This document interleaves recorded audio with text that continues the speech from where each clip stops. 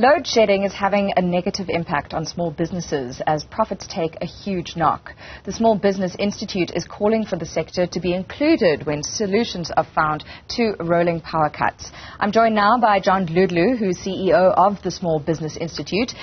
John's going to elaborate more on these plans, but John, I understand you had to move location for this very interview because you're being load shed. Good afternoon, Erin, and thank you for inviting us. Yes, I am not at home. I am at a coffee shop because I can't work from home.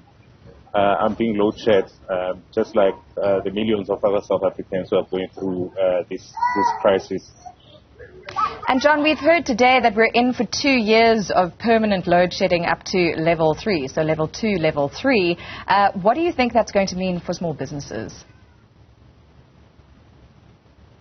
You know, Erin, I would like to be very, very excited and say at least there is certainty. And level 2 and 3 are sort of bearable under very difficult circumstances to an otherwise very resilient segment of the economy, small businesses.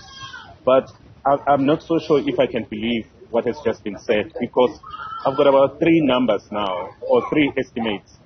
The one comes from the Minister of Finance, where it talks about 18 months, 12 to 18 months. And then the Minister of Minerals and Energy, where Mantashe talks about 6 to 8 months to end load shedding. And then now we have the Eskom announcement today, which does not show anything by way of when exactly does load shedding end. What the small business owners require more is certainty so that they can plan their lives ahead. Right now, I don't know what to believe. I think that is such a relatable, really yes, a very relatable sort of sentiment. Who to believe, what to believe.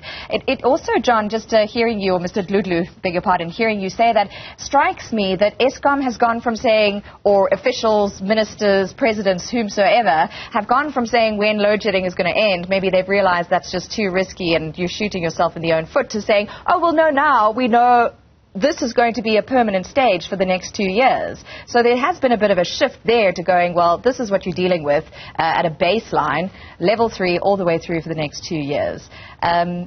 Just in terms of small businesses, what kind of businesses are we talking about? How are business owners in the sector tackling the problems that come from load shedding?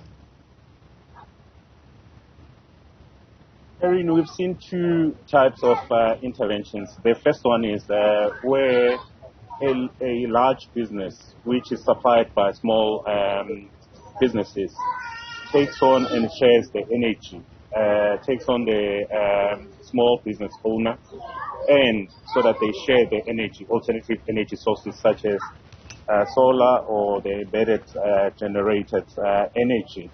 That's the first one. The second one, of course, we have seen the financial sector, banks assisting their clients with getting off the grid, or at least limiting the impact through generators and UPSs.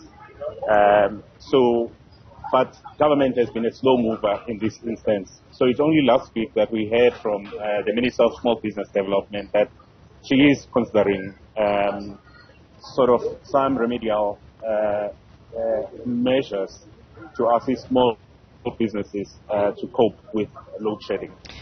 So you're saying that the minister responsible for this sector has made some sort of announcement or given you some indication that she's contemplating maybe looking perhaps at something to help small business owners survive with load shedding?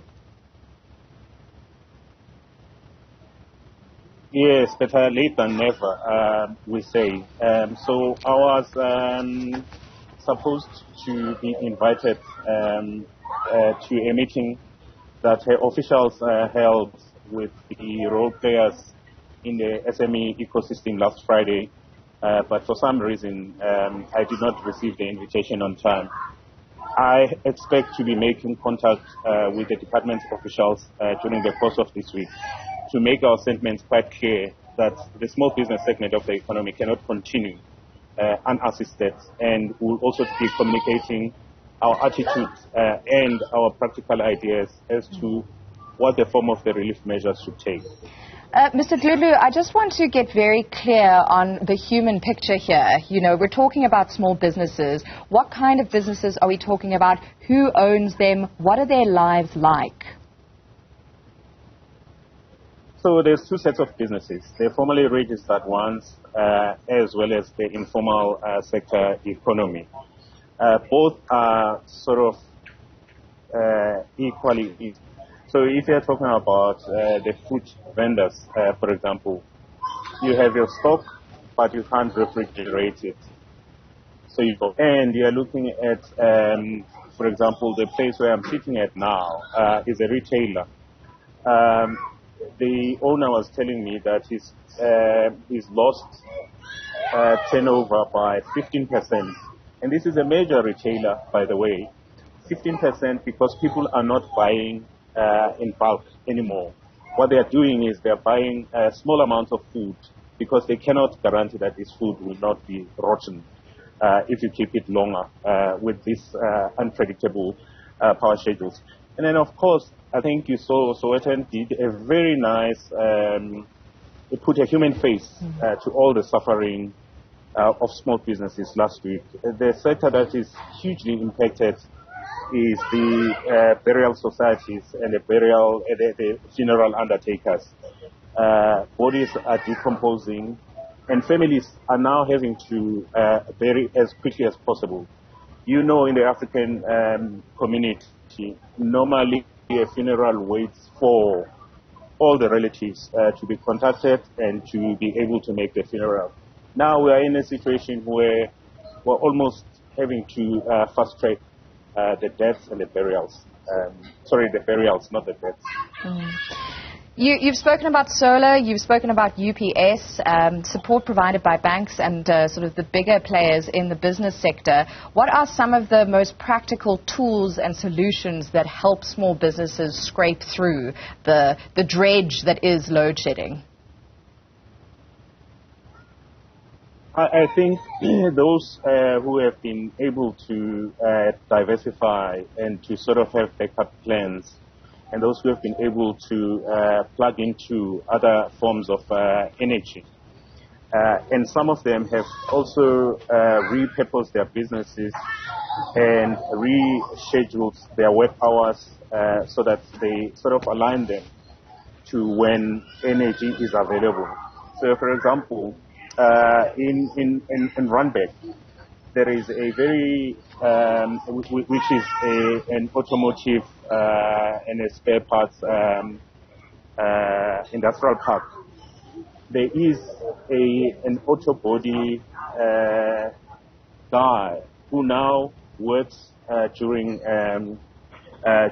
the evening, and him and his workers have come to an arrangement where they don't have to expect overtime, but they continue on the same 8-hour work shift because they've repurposed and they've rescheduled their working hours so that they work at night when there is a bit of certainty and low demand and Eskom is not load shedding them.